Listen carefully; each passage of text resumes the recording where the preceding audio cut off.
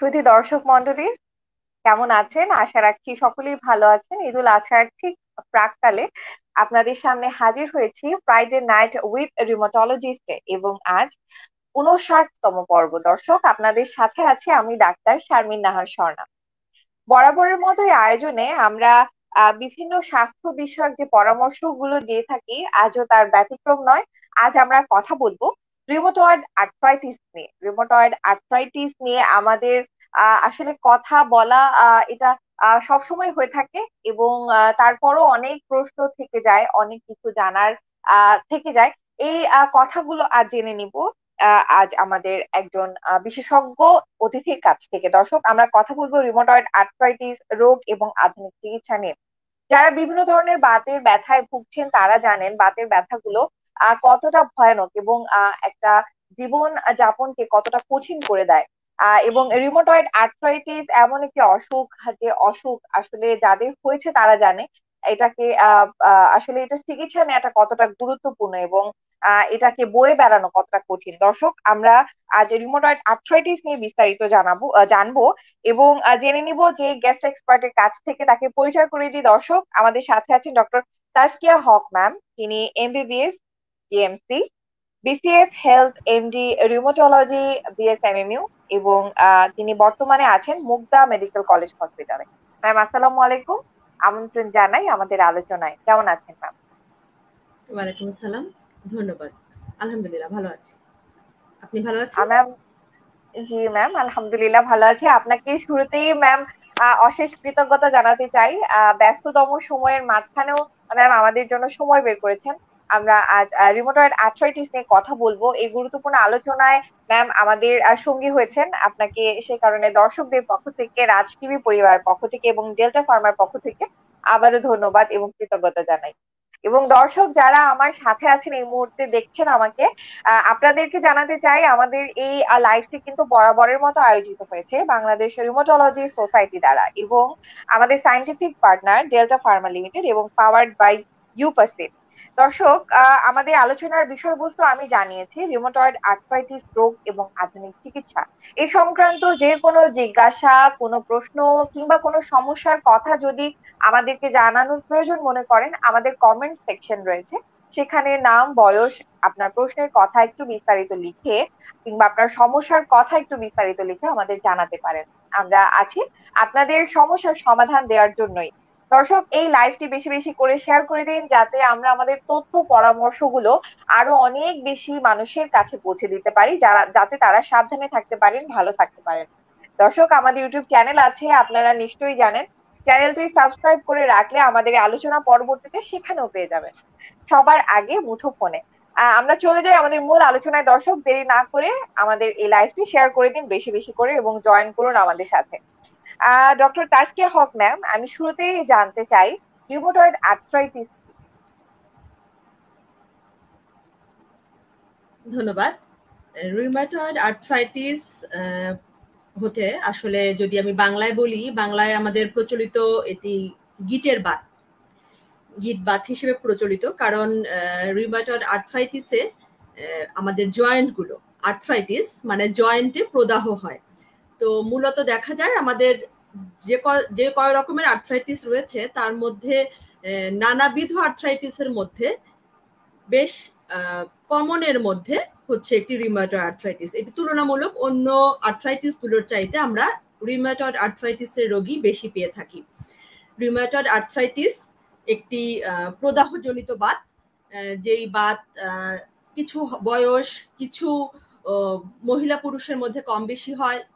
Rheumatoid আর্থ্রাইটিসে আমাদের হাতের, পায়ের ছোট ছোট যে গিরাগুলো সেগুলো আক্রান্ত হয় এই ধরনের। এবং দেখা যায় যে এই রোগটি আসলে একটা সময় গিয়ে গিরার সাথে সাথে মানে জয়েন্টের সাথে সাথে আমাদের শরীরের অন্যান্য অঙ্গ প্রত্যঙ্গকেও আক্রান্ত করে ফেলে, যার কারণে আসলে সঠিক সময়ে রোগ নির্ণয় এবং চিকিৎসা খুবই জরুরি রিউমাটয়েড আর্থ্রাইটিসের ক্ষেত্রে। অসংখ্য ধন্যবাদ ম্যাম। দর্শক, আমরা জেনে নিলাম রিউমাটয়েড আর্থ্রাইটিস কি, এবং গিটে বাত আসলে রিউমাটয়েড আর্থ্রাইটিস এর ভালো বাংলা, এবং এই গিটে বাত এই শব্দটি দ্বারা অনেকে রিউমাটয়েড আর্থ্রাইটিস কে চিনে থাকেন। ম্যাম কিন্তু আমাদের বিস্তারিত জানালেন রিউমাটয়েড আর্থ্রাইটিসটা কি। ম্যাম আপনি বলছিলেন যে রিউমাটয়েড আর্থ্রাইটিস বলতে আমরা কি বুঝি, কোন কোন জয়েন্ট গুলোকে মূলত এই গিটে বাত অসুখটি এফেক্ট করে? ম্যাম কি কি জয়েন্ট আক্রান্ত হয়? সাধারণত দেখা যায় যে রিউমাটয়েড আর্থ্রাইটিস রোগটিতে হাত এবং পায়ের যে ছোট জয়েন্টগুলো, ছোট জয়েন্ট বলতে আমরা আঙুলের যে আমাদের জয়েন্টগুলো সেগুলো, হাতের কবজি, পায়ের ক্ষেত্রে গোড়ালি, এগুলো সবচাইতে কমন। একই সাথে এই ছোট জয়েন্টগুলোর সঙ্গে সঙ্গে আমাদের বড় জয়েন্টগুলো আক্রান্ত হয়, কিন্তু দেখা যায় যে মূল প্রাধান্য থাকে ছোট জয়েন্ট, অর্থাৎ ছোট জয়েন্টের সাথে বড় জয়েন্টগুলো আক্রান্ত হয়। আর এই ক্ষেত্রে রিউমাটয়েড আর্থ্রাইটিসের আরেকটি বিশেষত্ব হচ্ছে রিউমাটয়েড আর্থ্রাইটিসের যে জয়েন্টগুলো আক্রান্ত হয় সেগুলো সাধারণত সাদৃশ্যমূলক হয়, মানে একই সাথে রোগীর ডান হাত বাম হাত, ডান পা বাম পা একই রকম ভাবে আক্রান্ত হয়। যে কোনো এক পাশের একটা অথবা দুইটা জয়েন্ট রিউমাটয়েড আর্থ্রাইটিসে সাধারণত দেখা যায় না, বেশিরভাগ ক্ষেত্রে দেখা যায় একসাথে বেশ কয়েকটি জয়েন্ট, মূলত ছোট জয়েন্ট এবং ডান বাম একই রকম ভাবে। এটাই হচ্ছে রিউমাটয়েড আর্থ্রাইটিসের জয়েন্টের যে আক্রান্তের ধরন, তার টিপিক্যাল ধরন।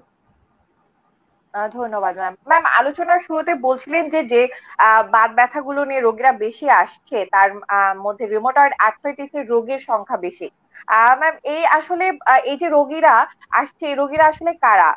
এই রিউমাটয়েড আর্থ্রাইটিস এ কারা আক্রান্ত হচ্ছে, কোন এজ গ্রুপ আক্রান্ত হচ্ছে, কিংবা যদি একটু জেন্ডার স্পেসিফিসিটির কথা বলি, কারা বেশি আক্রান্ত হচ্ছে ম্যাম? রিউমাটয়েড আর্থ্রাইটিস যে আমি বললাম যে মোটামুটি আমরা যে বাতগুলো পাই তার মধ্যে বেশ উল্লেখযোগ্য পরিমাণে হচ্ছে রিউমাটয়েড আর্থ্রাইটিস। তার পক্ষে একটি বাংলাদেশে গবেষণা কার্য সম্পন্ন হয়েছিল। তার মধ্যে আমাদের একদম তৃণমূল পর্যায়ে কাজ হয়েছিল যে সাধারণ জনগণের মধ্যে কোন বাতগুলোর আক্রান্তের প্রাদুর্ভাব কেমন, এবং তাতে দেখা গিয়েছে যে বাংলাদেশে শতকরা হিসেবে 1.6%, মানে মোট 100 জন মানুষের মধ্যে হয়তো 1.6 ভাগ রিউমাটয়েড আর্থ্রাইটিসে আক্রান্ত। তো দেখা যাচ্ছে যে সাধারণত মহিলারা এই বাতটিতে একটু বেশি আক্রান্ত হয়। যদি আমরা আনুপাতিক হিসাব বলি, মোটামুটি 3 গুণ বেশি আক্রান্ত হন মহিলারা।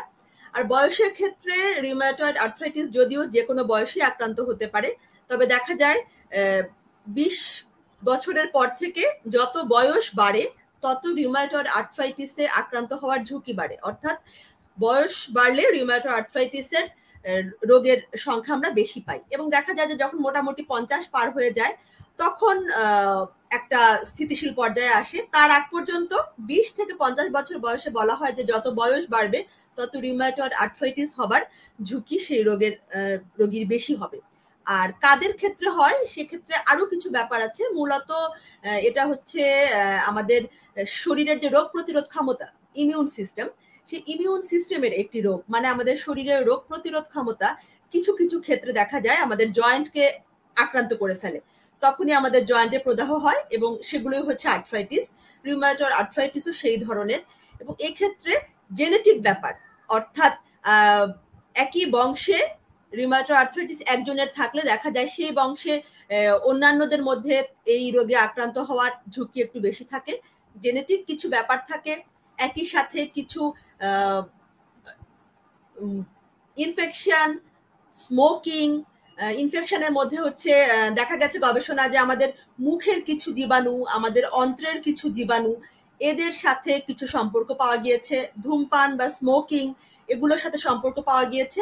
মোটামুটি বলা যায় যে আমাদের জেনেটিক এবং আমাদের পরিবেশগত এইসব ভাবে যারা আশঙ্কায় থাকেন রিউমাটয়েড আর্থ্রাইটিস হওয়ার, তাদের মধ্যেই যখন জেনেটিক প্রিডিসপোজিশনটা বেশি হয় অথবা হয়তো কোনো রকমের পরিবেশগত প্রভাব, সব মিলে রিউমাটয়েড আর্থ্রাইটিস রোগের লক্ষণ দেখা যায়। তবে তারপরেও কোনো সুনির্দিষ্ট কারণকে রিউমাটয়েড আর্থ্রাইটিসের কারণ হিসেবে, মানে আমি যেগুলো বললাম এগুলো হচ্ছে আসলে যেটাকে আমরা বলি রিস্ক ফ্যাক্টর, বা এগুলো থাকলে তাদের ঝুঁকি বেশি হয়, কিন্তু সরাসরি ভাবে কোনো কারণকে বলা যাবে না যে এই কারণটার জন্য রিউমাটয়েড আর্থ্রাইটিস রোগটা হবে অথবা এই জিনিসটা না করলে রিউমাটয়েড আর্থ্রাইটিস রোগটা হবে না।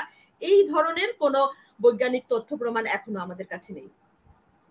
অসংখ্য ধন্যবাদ ম্যাম। দর্শক, আমরা জেনে নিলাম যে কাদের হওয়ার সম্ভাবনা, রিউমাটয়েড আর্থ্রাইটিসটা কাদের হওয়ার সম্ভাবনাটা বেশি থাকে। সেক্ষেত্রে ম্যাম কিন্তু খুব সুন্দরভাবে বুঝিয়ে বলেছেন যে আসলে কারা আক্রান্ত হওয়ার ঝুঁকিতে বেশি, এবং সরাসরি কোনো কারণের পেছনে না থাকলেও বেশ কিছু ঝুঁকিপূর্ণ ফ্যাক্টরের কথা বলেছেন, রিস্ক ফ্যাক্টরের কথা বলেছেন, যেগুলো থাকলে আক্রান্ত হওয়ার সম্ভাবনাটা অনেক বেশি বেড়ে যায়। এবং সেই সাথে আমরা জেনে নিলাম মোটামুটি 20 বছরের পর থেকে কিন্তু 50 বছর পর্যন্ত এই এজ গ্রুপটাতে আস্তে আস্তে বয়স বাড়ার সাথে সাথে সম্ভাবনাটা বেড়ে যায় এই অসুখে আক্রান্ত হওয়ার, এবং একই সাথে মহিলাদের মাঝে আক্রান্ত হওয়ার ঝুঁকিটা বেশি। ম্যাম, একটা গিটে বাত মানে তো সেখানে ব্যথা থাকবেই, তারপরও আর কি কি উপসর্গ বা প্রধান উপসর্গ যদি আমি বলি এই রিউমাটয়েড আর্থ্রাইটিসে দেখা দেয়, ম্যাম একটু যদি বলতেন। রিউমাটয়েড আর্থ্রাইটিস যেহেতু এটি হচ্ছে একটি প্রদাহজনিত বাত, এই বাতে আমাদের গিরাগুলোতে ব্যথার সাথে সবচাইতে উল্লেখযোগ্য যে লক্ষণটি থাকবে সেটা হচ্ছে গিরাগুলো বা গিঁটগুলো ফুলে যাবে, লাল হবে, লালচে আকার ধারণ করবে, ফুলে যাবে, এবং আমাদের হাতের চাপ লাগলে বা কোনো কিছুতে স্পর্শ লাগলে সেই জায়গায় ব্যথাগুলো বেশি হবে। একই সাথে এই যে ব্যথা বললাম, ফুলে যাওয়া বললাম, এই জিনিসগুলো যে কোনো বিশ্রামের পর, দীর্ঘ বিশ্রামের পর, অথবা রাতে ঘুমানোর পর সকালে যখন উনি ঘুম থেকে উঠতে যাবেন, অর্থাৎ দীর্ঘক্ষণ উনি হাত পা শরীর নড়াচড়া করেননি, দীর্ঘক্ষণ বিশ্রামের পর যখন উনি প্রথম নড়াচড়া করতে যাবেন তখন আড়ষ্টতা হবে।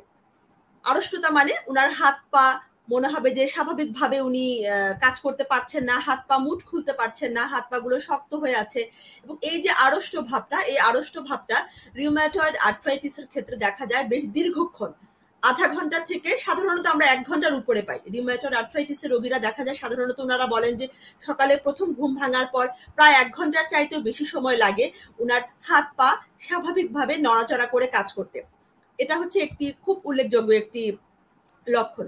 তো মোটামুটি এই জয়েন্ট গুলোতে ব্যথা, ফুলে যাওয়া, লালচে ভাব হওয়া এবং দীর্ঘক্ষণ বিশ্রামের পর আড়ষ্টতা, যেটাকে আমরা স্টিফনেস বলি, হাত পা এবং রিউমাটয়েড আর্থ্রাইটিসে যদিও আমি বললাম যে খুব কমন হচ্ছে হাত এবং পায়ের গিরা, কিন্তু একই সাথে কিন্তু আমাদের মেরুদণ্ডের হাড়গুলোকেও আক্রান্ত করতে পারে। সেই ক্ষেত্রে ঘাড়ে, পিঠে, কোমরে ওই ব্যথাগুলোও একইভাবে দেখা যায় যে দীর্ঘক্ষণ যখন উনি বিশ্রামে থাকবেন তারপর সেই ব্যথাগুলো বেড়ে যাবে, এবং চলাফেরা করলে, নড়াচড়া করলে ধীরে ধীরে সেই ব্যথা এবং আড়ষ্টতাটা কিছুটা কমবে।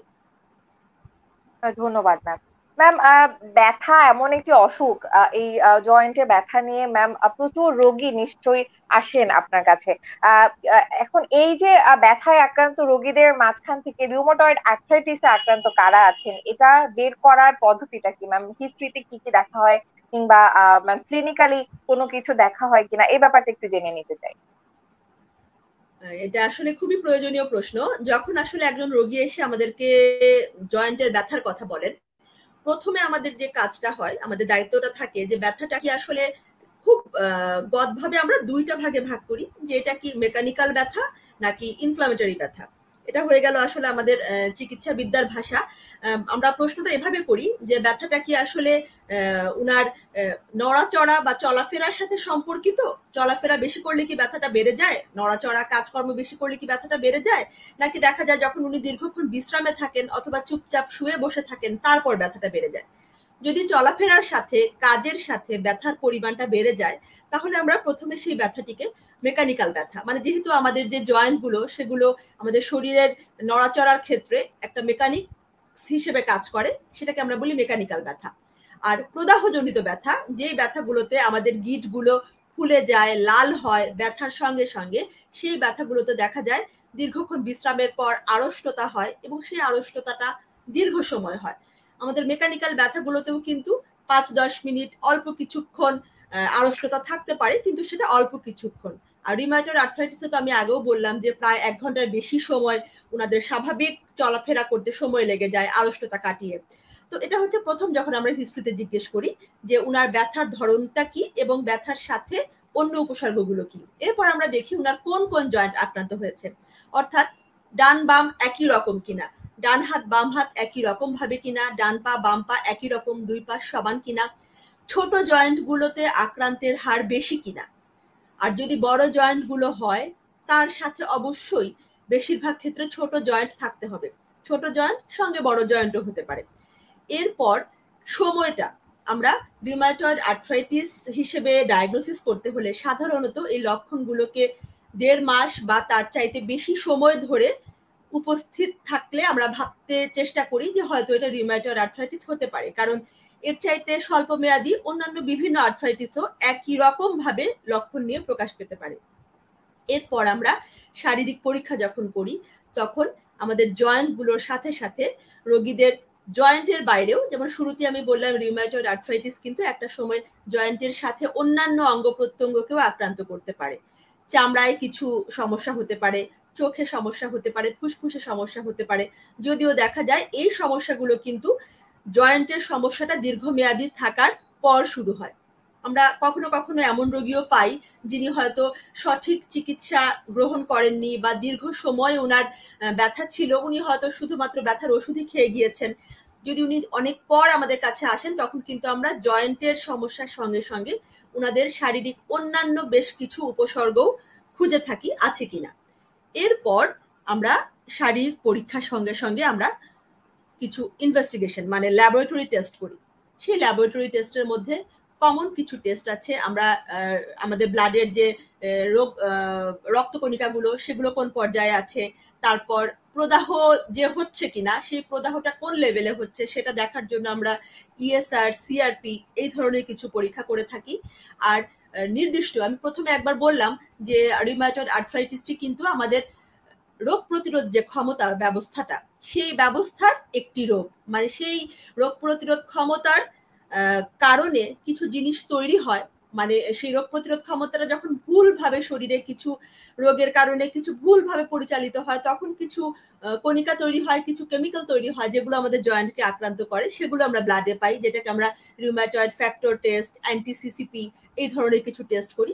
সবগুলো মিলে মানে রোগীর শারীরিক সিমটম সাথে আমার ল্যাবরেটরি টেস্ট সব মিলে আমরা ফাইনাল ডায়াগনোসিস করি। এবং এর ক্ষেত্রে আমাদের আরেকটা বিষয় গুরুত্বপূর্ণ যে উনার যে লক্ষণটা সেই লক্ষণটা আমি বললাম যে কাছাকাছি লক্ষণ অন্যান্য কিছু বাতের ক্ষেত্রেও হতে পারে। আমাদেরকে রিউমাটয়েড আর্থ্রাইটিস কনফার্ম করার আগে নিশ্চিত হতে হয় যে কাছাকাছি অন্য যে বাতগুলো আছে সেই বাতগুলো যে এই রোগীর হয়নি, উনার যে রিউমাটয়েড আর্থ্রাইটিস হয়েছে এটা আমাদেরকে কনফার্ম করতে হয়। কারণ যখন আমরা রিউমাটয়েড আর্থ্রাইটিস রোগটা নির্ণয় করব তারপর কিন্তু আমাদের এই রোগের জন্য সুনির্দিষ্ট চিকিৎসা করতে হবে। যে চিকিৎসাগুলো যদি আমরা অন্য কোনো বাতের ক্ষেত্রে শুরু করে ফেলি তাহলে হয়তো হিতে বিপরীত হতে পারে। অসংখ্য ধন্যবাদ ম্যাম। ম্যাম চমৎকার ভাবে গুছিয়ে একটা চমৎকার একটা ধারণা দিলেন কিভাবে এই রিউমাটয়েড আর্থ্রাইটিসটা ডায়াগনোসিস করা হয়, একেবারে হিস্ট্রি টেকিং থেকে শুরু করে কি কি দেখা হয় ইনভেস্টিগেশনে। পুরো বিষয়টি ম্যাম কিন্তু পরিষ্কার ভাবে বুঝিয়ে বলেছেন আমার দর্শকদের সামনে, এবং এত সহজ করে বুঝিয়ে বলেছেন কারো বুঝতে আসলে অসুবিধা হওয়ার কথা না। ধন্যবাদ ম্যাম আবারও আপনাকে আমাদের পুরো বিষয়টি জানানোর জন্য। ম্যাম আমরা এবার একটু চিকিৎসা প্রসঙ্গে আসি। ম্যাম রিউমাটয়েড আর্থ্রাইটিসের চিকিৎসা কি?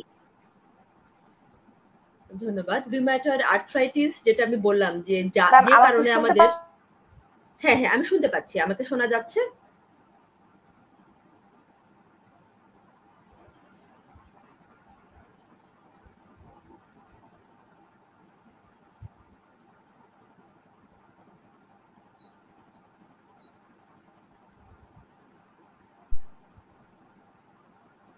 করছি আমার ইন্টারনেট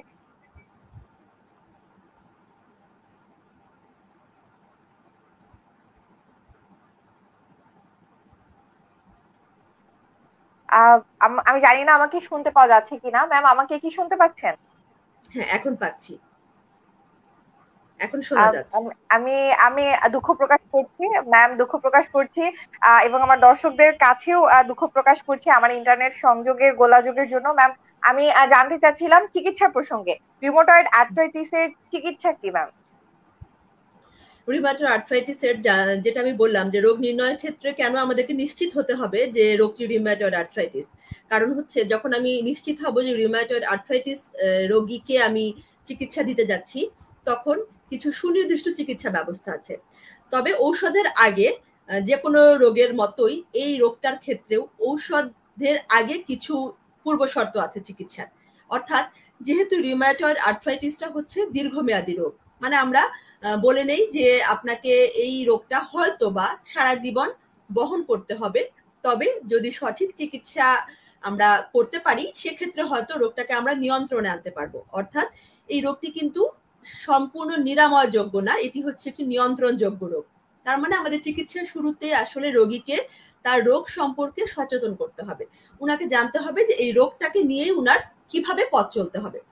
এরপর রোগীর সাথে আমাদের উনার স্বাভাবিক চলাফেরা, খাওয়া দাওয়া এই বিষয়গুলো সম্পর্কেও কিছু ধারণা দিতে হবে। যদিও এটি ব্যথার রোগ, ব্যথার সমস্যা জয়েন্টের, কিন্তু উনি যদি উনার দৈনন্দিন স্বাভাবিক কাজকর্ম বন্ধ করে দেন তাহলে এই রোগের উপসর্গগুলো উনাকে আরো বেশি আক্রান্ত করবে। অর্থাৎ প্রথম কথা হচ্ছে উনাকে অ্যাক্টিভ থাকতে হবে, উনার স্বাভাবিক যে দৈনন্দিন কাজ তা উনি চিকিৎসার সাথে সাথে স্বাভাবিকভাবে চালিয়ে যাওয়ার চেষ্টা করবেন। এবং কিছু স্বাভাবিক সাধারণ ব্যায়াম, সেটা হতে পারে সামান্য হাঁটা অথবা ফ্রি হ্যান্ড এক্সারসাইজ, এই ধরনের কিছু শারীরিক ব্যায়ামের সাথে থাকবেন। খাবার দাবারের ক্ষেত্রে কিছু ব্যাপার আছে, নির্দিষ্ট কোনো খাবারের তালিকা নেই, কিন্তু আমরা স্বাভাবিকভাবে স্বাস্থ্যকর খাবার বলতে যা বুঝি সেই খাবারের গুরুত্ব রিউমাটয়েড আর্থ্রাইটিস রোগের ক্ষেত্রে অনেক বেশি। রিউমাটয়েড আর্থ্রাইটিস রোগের রোগীদের হার্টের সমস্যা হওয়ার ঝুঁকি অনেক বেশি থাকে, সেহেতু উনাদেরকে হার্টের রোগীদেরকে যেরকম আমরা সবজি, ফলমূল এগুলো বেশি এবং তেল চর্বি জাতীয় খাবার কম খেতে বলি, উনাদের ক্ষেত্রেও এই ধরনের একটি স্বাস্থ্যকর খাবার বেছে নিতে বলা হবে। এরপর কিছু ব্যায়াম আছে, সেই ব্যায়ামগুলো হচ্ছে উনার স্বাভাবিক ঔষধের সাথে সাথে সেই ব্যায়ামগুলো চলবে। সেই ব্যায়ামগুলো উনার স্বাভাবিক চলাফেরাতে যেমন সাহায্য করবে, এমনকি উনার দৈনন্দিন কাজ করতে যদি কোনো জয়েন্টের কারণে কোনো অসুবিধা হয় সেক্ষেত্রে আমরা ফিজিওথেরাপিস্টের সাথে সাথে অকুপেশনাল থেরাপিস্টেরও সাহায্য নেই কখনো কখনো উনার স্বাভাবিক কাজটাকে অব্যাহত রাখার জন্য। এখন আসি আসল যে চিকিৎসাটার জন্য আসলে মূলত রোগীরা চিকিৎসকের কাছে আসেন, ঔষধ। রিউমাটয়েড আর্থ্রাইটিসের ঔষধের চিকিৎসাটা কয়েকটা ভাগে। প্রথম হচ্ছে উনার উপসর্গ নিয়ন্ত্রণ করার জন্য, আরেকটি হচ্ছে রোগটাকে নিয়ন্ত্রণ করবার জন্য। উপসর্গ মানে ব্যথা, অর্থাৎ ব্যথা কমানোর জন্য কিছু ওষুধ, আর হচ্ছে উনার যে রিউমাটয়েড আর্থ্রাইটিস রোগটা শরীরের ভেতরে তৈরি হলো সেই রোগটাকে নিয়ন্ত্রণ করার জন্য, সেই রোগটাকে কন্ট্রোল করার জন্য কিছু ওষুধ। আমরা শুরুতে একই সঙ্গে আসলে দুই ধরনের ওষুধই শুরু করি। ব্যথা কমানোর জন্য সাধারণত আমরা ব্যথানাশক ওষুধগুলো দিয়ে থাকি এবং কখনো কখনো প্রেডনিসোলন গ্রুপের ঔষধ আমরা, যদি দেখা যায় যে রোগীর কিছু উপসর্গের কিছু মাপঝোঁকের উপর ভিত্তি করে আমরা অল্প মাত্রায় প্রেডনিসোলনও শুরু করি যখন প্রথম আমরা চিকিৎসা শুরু করছি।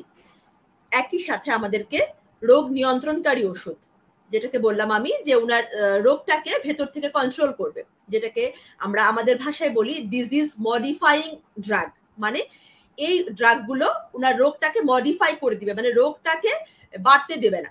তো সেই ওষুধগুলোর মধ্যে বিভিন্ন ভাগের ওষুধ আছে, মুখে খাবার ওষুধ আছে, ইনজেকশন আছে। আমরা প্রাথমিকভাবে মেথোট্রেক্সেট সব রোগীর যদি কোনো রকমের অসুবিধা না থাকে, যেটাকে আমরা ডাক্তারি ভাষায় বলি কন্ট্রাইন্ডিকেশন না থাকে, মানে মেথোট্রেক্সেট দিতে যদি কোনো বাধা না থাকে আমরা প্রথমে মেথোট্রেক্সেট শুরু করি। আমাদের রিউমাটয়েড আর্থ্রাইটিসের ঔষধগুলো দেওয়ার ক্ষেত্রে একটি মূলনীতি হচ্ছে আমরা ব্যথার ওষুধগুলো যখন প্রথমে শুরু করি তখন একদম ফুল ডোজে, মানে পরিপূর্ণ ডোজে শুরু করি, আর যেগুলো আমরা বললাম যে ডিজিজ মডিফাইং ঔষধ ওগুলো আমরা ধীরে ধীরে অল্প মাত্রায় শুরু করি এবং রোগীর সহ্য ক্ষমতার উপর ভিত্তি করে ধীরে ধীরে আমরা এই ঔষধগুলো বাড়াই। এবং এই ঔষধগুলো শুরুর আগে অত্যাবশ্যকীয় একটি কাজ হচ্ছে কিছু ব্লাড টেস্ট করে নেওয়া, অর্থাৎ উনার রোগের রক্তের কোনো কণিকা কম বেশি আছে কিনা, যেটা আমরা কমপ্লিট ব্লাড কাউন্টের মাধ্যমে জানতে পারি। উনার লিভার এবং কিডনিতে কোনো অসুবিধা আছে কিনা, কারণ আমরা যে ঔষধগুলো শুরু করছি সেই ঔষধগুলোর পার্শ্ব প্রতিক্রিয়া হিসেবে কারো কারো ক্ষেত্রে হয়তো এই লিভার, কিডনি অথবা রক্তকণিকায় কোনো রকমের প্রভাব পড়তে পারে। সেহেতু উনার বেসলাইন সবকিছু ঠিক আছে কিনা সেগুলো দেখে এরপর আমরা চিকিৎসা শুরু করি। এছাড়া আরো একটি গুরুত্বপূর্ণ ব্যাপার হচ্ছে রিউমাটয়েড আর্থ্রাইটিস যেহেতু আমাদের রোগ প্রতিরোধ ক্ষমতার ব্যবস্থার একটি রোগ, এই রোগীদের রোগ প্রতিরোধ ক্ষমতাটা সাধারণ অন্যান্য মানুষের চাইতে কিছুটা কম থাকে। একই সাথে যে ঔষধগুলো আমরা দিব সেই ঔষধগুলোর ধরন হচ্ছে, যেহেতু সে রিউম্যাটয়েড আর্থ্রাইটিস রোগটাকে কন্ট্রোল করবে, একই সাথে সে আমাদের স্বাভাবিক যে প্রতিরোধ ব্যবস্থা, রোগ প্রতিরোধ ব্যবস্থা, সেটাকেও কিছুটা কমিয়ে ফেলে। এ কারণে এই রোগের চিকিৎসা শুরুর আগে আমাদেরকে রোগীদেরকে কিছু ভ্যাকসিন বা টিকা দিয়ে নিতে হয়। সাধারণত আমরা ইনফ্লুয়েঞ্জা, নিউমোনিয়া এবং জন্ডিস অর্থাৎ হেপাটাইটিস বি এই টিকাগুলোও দিয়ে ফেলি ঔষধ শুরুর আগে। এরপর ডিজিজ মডিফাইং যে ওষুধগুলো, এগুলো বিভিন্ন ধাপের ওষুধ আছে।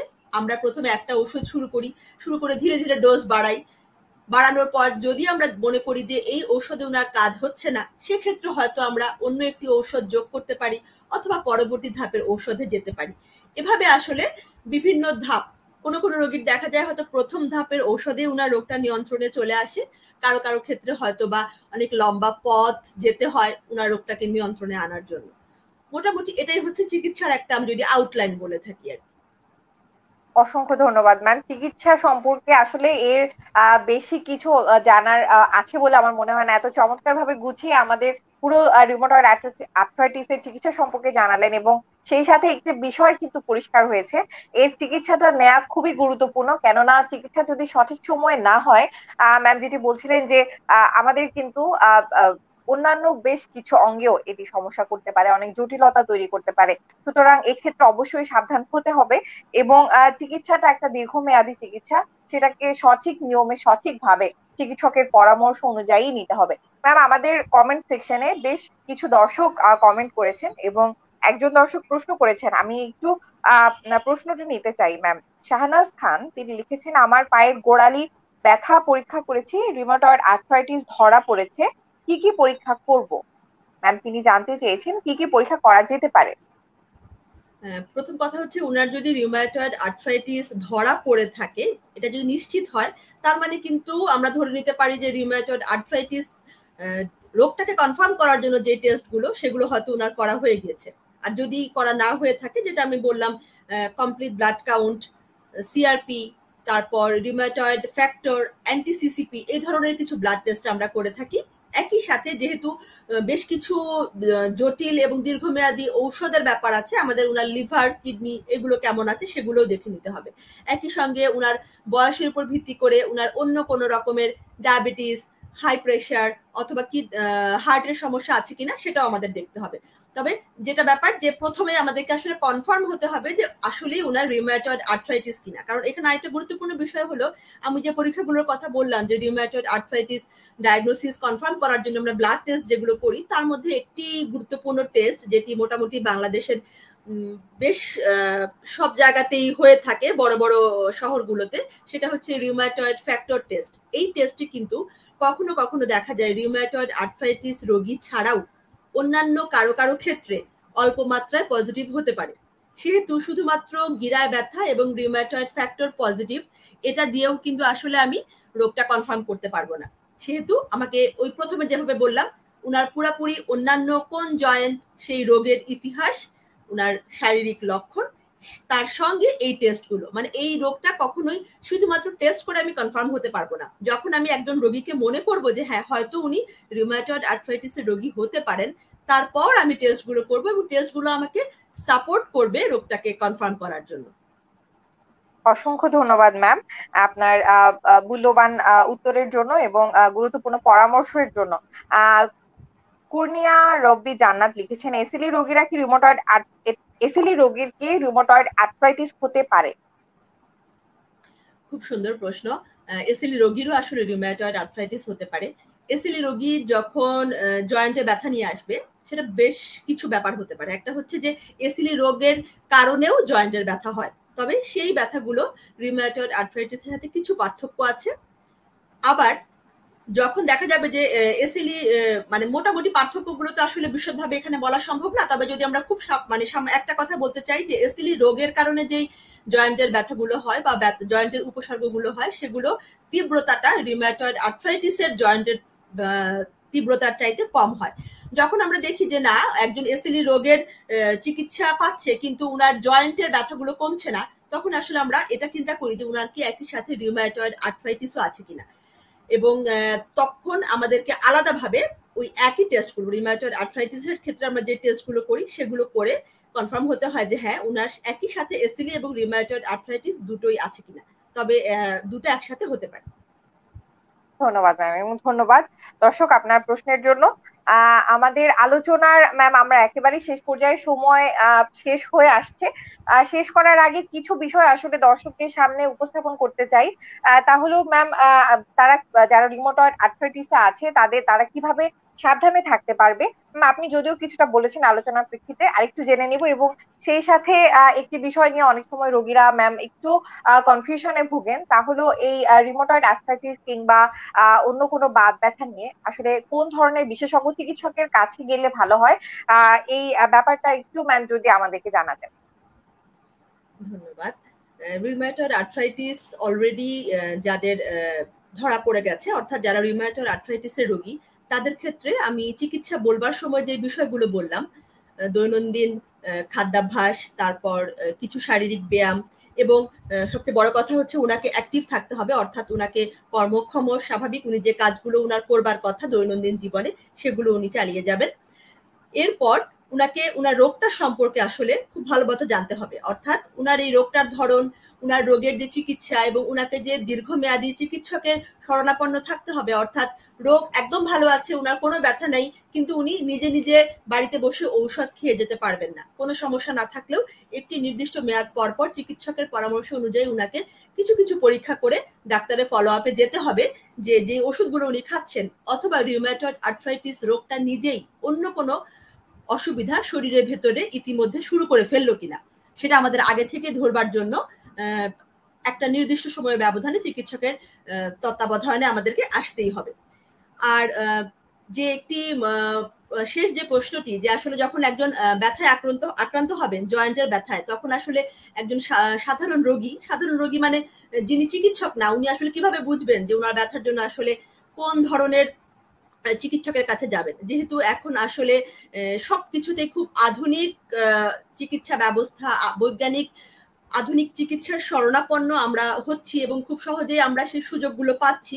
এখন কিন্তু এক্ষেত্রে আমাদের খুব সিদ্ধান্ত নিতেও হয়তো অনেক সময় একটু বেগ পেতে হয় যে ব্যথা হলে আসলে আমি কার কাছে যাব।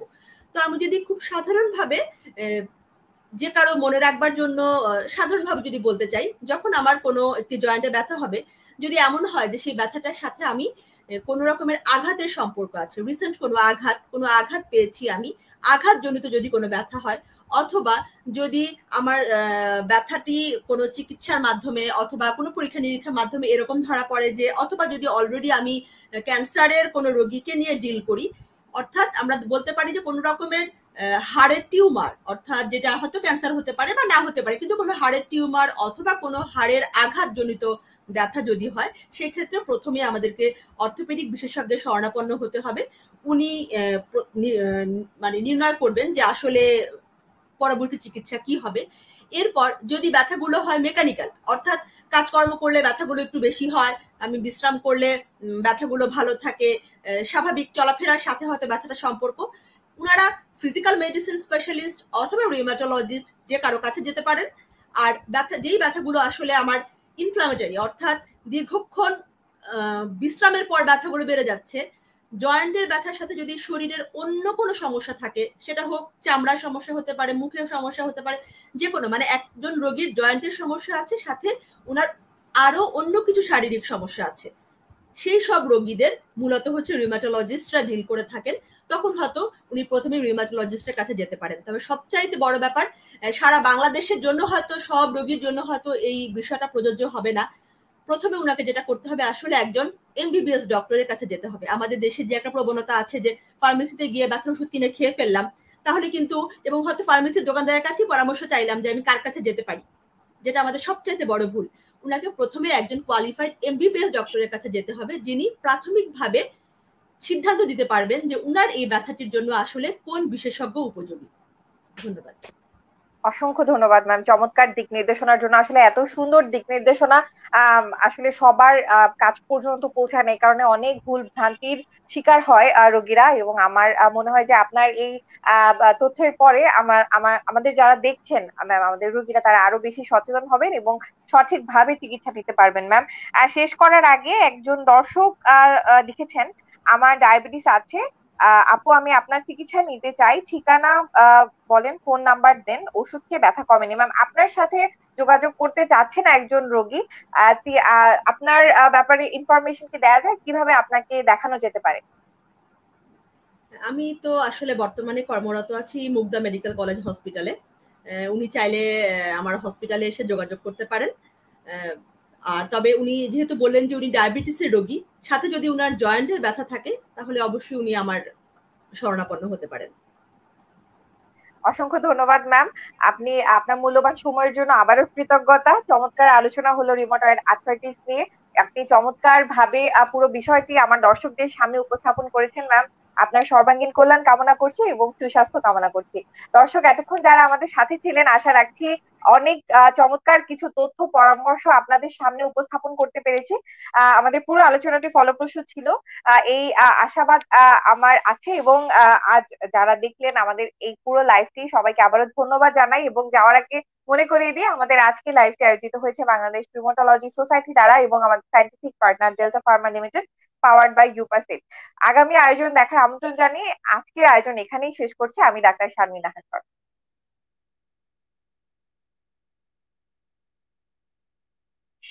You are watching Raj TV, Jagorone, Bangladesh. Please subscribe our channel.